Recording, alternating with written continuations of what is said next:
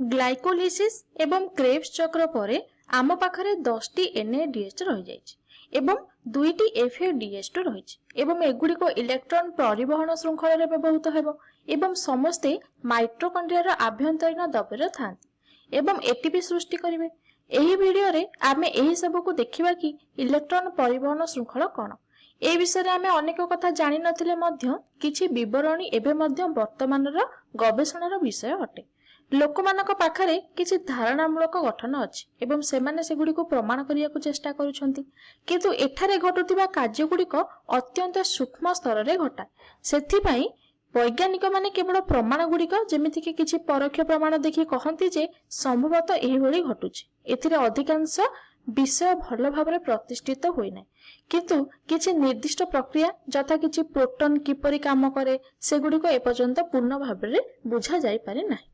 तेणु यह बुझिया पाई तुम पक्षे बहुत गुरुत्वपूर्ण अटे एवं यह गवेषणार सबुठारु नूतन अग्रसर क्षेत्र ही अछि एवं तुमे मध्य सेहिटारे अछ।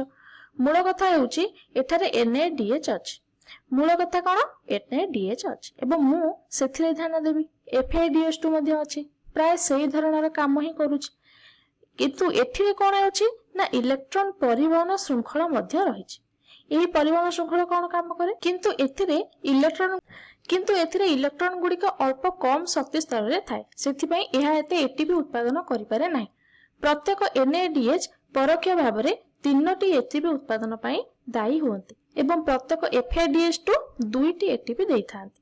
तेबे परोक्ष भाबरे 2टी एटीपी उत्पादन पई से दायी रहिला। FADH2 कम एटीपी उत्पादन करिवार कारण हेउची एहार इलेक्ट्रॉन गुडिक इलेक्ट्रॉन परिवहन श्रृंखला को प्रवेश करिवा बेले NADH2 इलेक्ट्रॉन ठारो अल्प कम शक्ति स्तर रे थाए। तेणु साधारण भाबे मु परोक्ष भाबरे कहिथिली एही समग्र प्रक्रिया किपरि काम करे। साधारणतः NADH जतबेले जारित हुए ताले एठी NADH रो जारण घटी कि कोन मिले, ताले एठी NADH रु कोन मिलिला ना NAD+ मिलिला, जहा को परे तुमे क्रेब्स चक्र और ग्लाइकोलिसिस रे भी व्यवहार करि परिबो। एहा 2टी इलेक्ट्रॉन को हराउछि एवं तुमे मध्य लक्ष्य करि परिबो एहा हाइड्रोजन को मध्य हराउछि। एहा ही इलेक्ट्रॉन परिवहन श्रृंखलार प्रथम पर्याय। एही इलेक्ट्रॉन गुडिक NADH2 रु बाहर को परिवहन करा जाय एवं इलेक्ट्रॉन परिवहन श्रृंखलार शेष पर्याय रे तुम पाखरे 2टी इलेक्ट्रॉन थाए। 2टी इलेक्ट्रॉन सहित कोन हेबो ना 2टी हाइड्रोजन प्रोटॉन जोग हेबो एवं स्पष्ट भाबे एगुडी को एक साथी कले 2टी हाइड्रोजन अणु मिलिबो, जहा मूलतः एक प्रोटॉन एवं इलेक्ट्रॉन रो गठित। ता सहित एक अम्लजान अणु मध्य रहिबो। सेथि पई मो याकू गोटिए अम्लजान परमाणु कहि परिबी। एबे जदि मो पाखरे गोटिए अम्लजान अणु 2टी संपूर्ण हाइड्रोजन रहिबो तेबे सेथिरु जल गठित हेबो। तुमे याकू एई बली भाबरे कि आमे अम्लजान को इलेक्ट्रॉन जोग करूछु कि अम्लजान इलेक्ट्रॉन ग्रहण करूछु बोली कहि परिबो। विजारण माने इलेक्ट्रॉन ग्रहण करिबा, सेहि परि एहा हेउची अम्लजानर विजारण घटी कि जल रे परिणत हेबा। एहा NADH रो जारण होई कि NAD+ दबो। एबे इलेक्ट्रॉन गुडिक NADH रु बाहरुची एवं सेमाने NADH भितर थिबा बेले अत्यधिक उच्च शक्ति स्तर को जांती। इलेक्ट्रॉन परिवहन श्रृंखला रे जहा घटे ताहा हेउची एही इलेक्ट्रॉन गुडिकर किछि आनुक्रमिक अणुमानकर परिवहन। तुमे सेमानको स्थानांतरित अणु बोली मध्य कहि परिबो। एही अणुमानक मध्य रे इलेक्ट्रॉन गोटिए रु अन्यटी को जिवो। सेही समय रे सेमाने अल्प शक्ति स्तर रे जांती बा हम कहि परिबो लोअर एनर्जी जो स्टेट थाए सेही स्टेट रे जांती। सेमानक भितर गोटे हला कोन कोएंजाइम Q आउट हला साइटोक्रोम C। तापरे शेष रे सेमाने एठा को पहुंची जांती एवं अम्लजान को जारित करिके जल तयारी करंती बा जल करिबारे व्यवहृत करंती। एबे प्रत्येक थर जेतेबेले गोटे इलेक्ट्रॉन उच्च शक्ति स्तर रो नीच शक्ति स्तर को जाए एवं इलेक्ट्रॉन परिवहन श्रृंखला रे सेही कामटा ही हेउची, सेतेबेले शक्ति निर्गत हेउची। जेतेबेले से इलेक्ट्रॉन गुडिक NADH2 रे थांती सेमाने कोएंजाइम Q सह बांधी होई कि उच्च शक्ति स्तर रे थांती, तेणु सेमाने शक्ति निर्गत कराई थांती। तापरे सेमाने साइटोक्रोम को जाई कि सेठी शक्ति निर्गत करांती।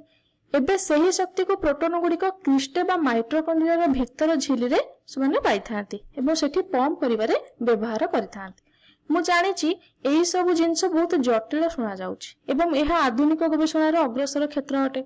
सेथि पई एहा हमको बहुत जटिल लागि पारे। एबे मु माइटोकॉन्ड्रिया रो गोटे छोट चित्रटी अंकन करूछि।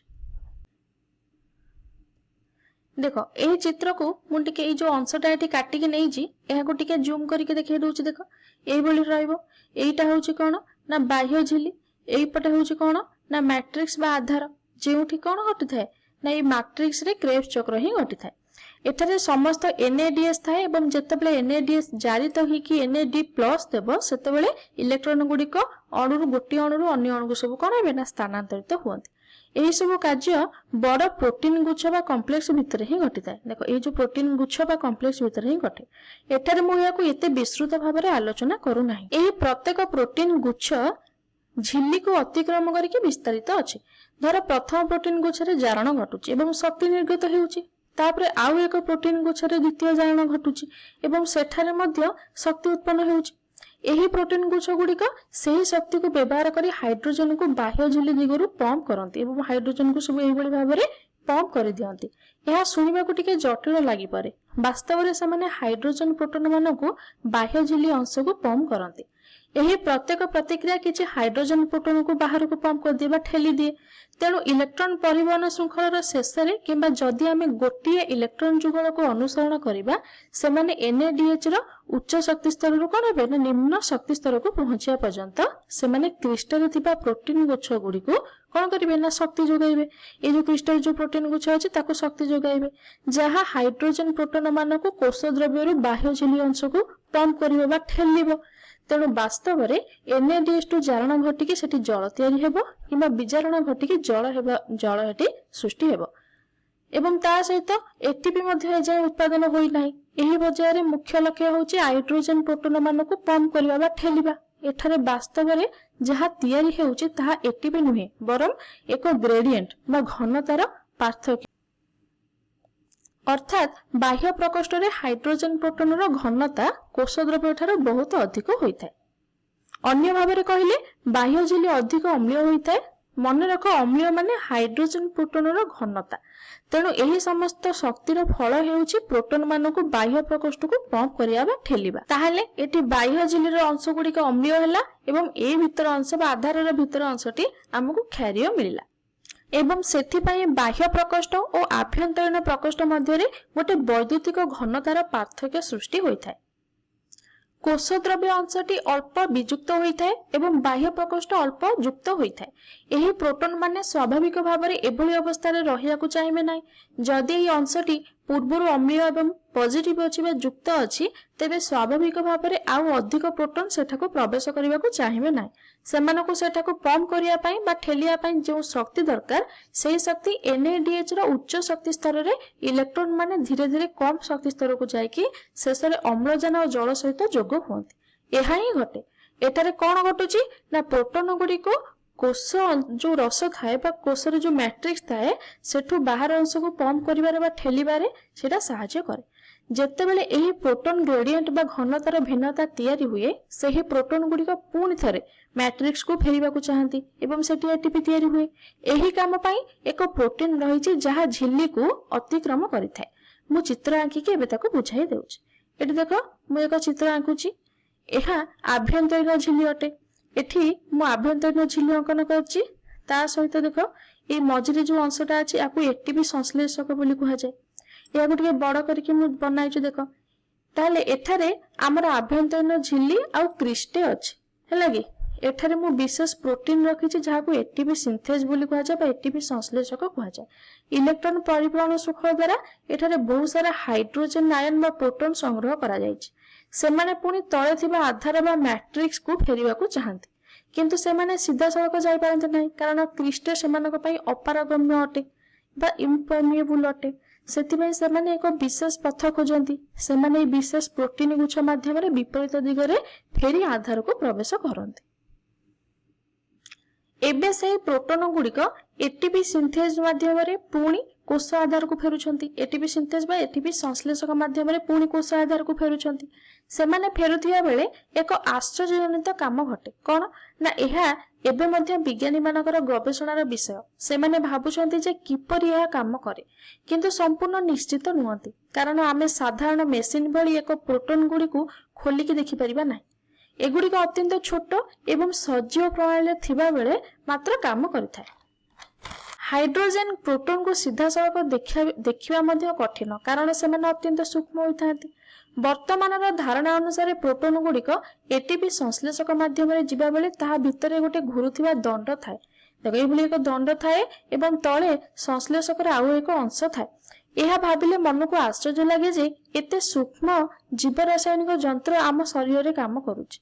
एते जटिल अद्भुत प्रक्रिया प्राय समस्त सजीव कोष झिल्ली उपरे घटुछि। यह केवल सुनेष्टीय कोष नुहे प्राक्नेष्टीय घटी थाए।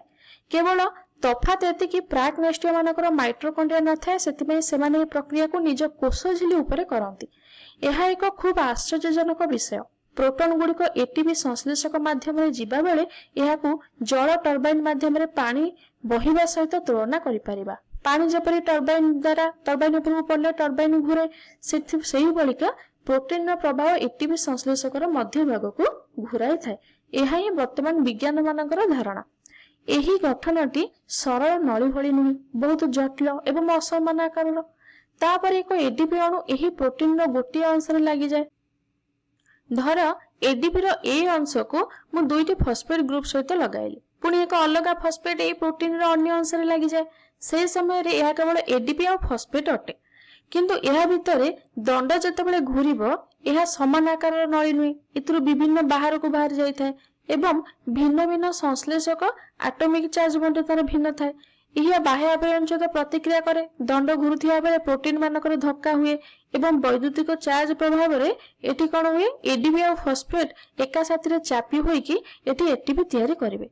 वर्तमान धारणा अनुसार यही काम एक समय रे तीनोटी विभिन्न स्थान रे घटी थाए। जेतेबेले यह घुरुची एडीपी एवं फॉस्फेट ग्रुप गोटे बाह्य आवरण भीतर अंश रे आसिक लागि जांती। एहाकु तुमे सेपरि मध्य कल्पना करिपार।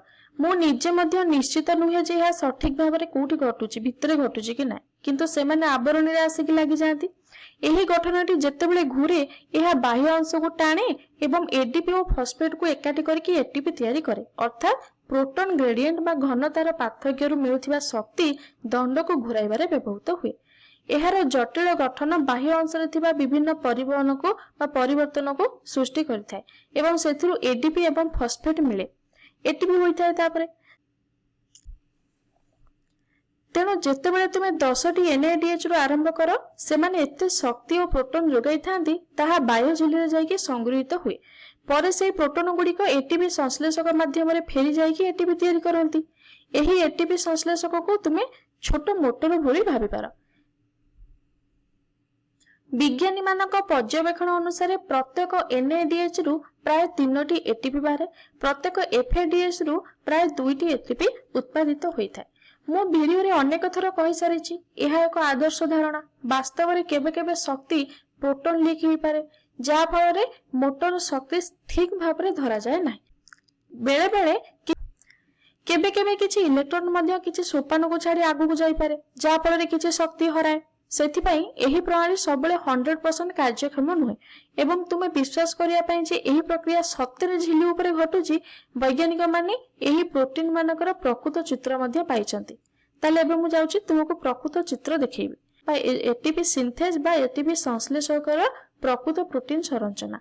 तुमे देखि पारुथबा गोटे अंश जहा ऊपर भाग तळ भाग को धरि रखिछि, एटा ऊपर को तळ को धरि भागिछि, एटा होची एटीपी सिंथेज। तुमे या एपरी कल्पना करि पारो जे बाहर अंशटी प्राय स्थिर अछि, हाइड्रोजन आयन एठारो भितर को जाइछन्ती, ताहार फल रे दंड घुरुछि। दंड घुरुथिबा बेले प्रोटीन रो F1 अंश भितर धरि रहितबा एडीपी एवं फॉस्फेट ग्रुप एकाठी चाप पई एटीपी होई जाय। सेमानको एकाठी लगाया पई शक्ति दरकार हुए। सेही शक्ति कोठु आसे ना दंड घुरिया बेले निजे प्रोटीन देई थाए। एही दंड घुरिबार शक्ति हाइड्रोजन आयन रो प्रवाह रु आसे। एहार सठिक यांत्रिक प्रक्रिया केमिति देखा जाए मु मध्य निश्चित नुहे, किंतु मो मन रे सबुठारु सहज उदाहरण हेउची जल टर्बाइन। जेमति कि देख टर्बाइन घुरिबा समय रे सेठी कोन हुए ना त जल तापरे पडुची, एई भली जल पइला टर्बाइन ता एई भली भाबरे घुरुची। जदि कोनोसी वस्तु एई भली भाबरे प्रभावित हेबो सेही वस्तु एहाकु घुराइबो। वैज्ञानिक माने एही प्रक्रिया को आहुरी गभीर भाबरे बुझिया पई एबे मध्य गवेषणा करूछन्ति। किंतु आरंभिक जीव विज्ञान पई दुईटी मुख्य कथा हैला इलेक्ट्रॉन गुड़िक एनएडीएच और एफएडीएच2 रु चलिकी अम्लजान पर्यंत पहुंचती एवं शेष रे अम्लजान को विचारण करती। इलेक्ट्रॉन गुड़िक गोटे अणुर अन्य अणु को जीवा बेले शक्ति मुक्त करती कारण से निम्न शक्ति स्तर को जाउछंती। सेही शक्ति को माइटोकॉन्ड्रिया बाह्य प्रकोष्ठ को हाइड्रोजन प्रोटोन पंप करिवारे बा ठेलिबारे व्यवहार करा जाय। तापरे ये हाइड्रोजन माने प्रोटोन ग्रेडिएंट रो कारणरू प्रोटोन गुड़िक पुणी माइटोकॉन्ड्रिया आधार को फेरिबा को चाहती। सेमाने भितर को फेरुथिबा बेले एटीपी संश्लेषक नामक ही इंजिन को चलांती जहाँ एटीपी तैयारी करे। आगुरी जानिथिले साधारणतः प्रत्येक एनएडीएच प्राय 3टी एटीपी तैयारी करे। सीधा सड़क नुहे यह एते हाइड्रोजन प्रोटोन ग्रेडिएंट सृष्टि करे ताहा एटीपी सिंथेज बा एटीपी संश्लेषक को 3टी एटीपी तैयारी करिथाय। सेहिपरि प्रत्येक एफएडीएच साधारणतः एते प्रोटोन ग्रेडिएंट सृष्टि करे जेउंथि 2टी एटीपी तैयारी हुए। तेणु जदि आमे पाखरे 10टा एनएडीएच थाए तेबे से आइडियल परिस्थिति रे सेमाने 30टा एटीपी उत्पादन करि परिबे एवं एफएडीएच रु 4टी एटीपी उत्पादित हेबो। मने पकाओ ग्लाइकोलिसिस रु 2टा एटीपी सीधा सड़क मिलथिला। ग्लाइकोलिसिस एवं क्रेब्स चक्र माने मिसिकी 4टी सीधा सड़क एटीपी देउथिले। सबु को मिसाई गोटे ग्लूकोज रो अणु मोटामोटी भाबरे 38टी एटीपी देइथाय। एबे तुमरो निहाती एई सब जिंस विषय किछि धारणा आसी जाइथिबो।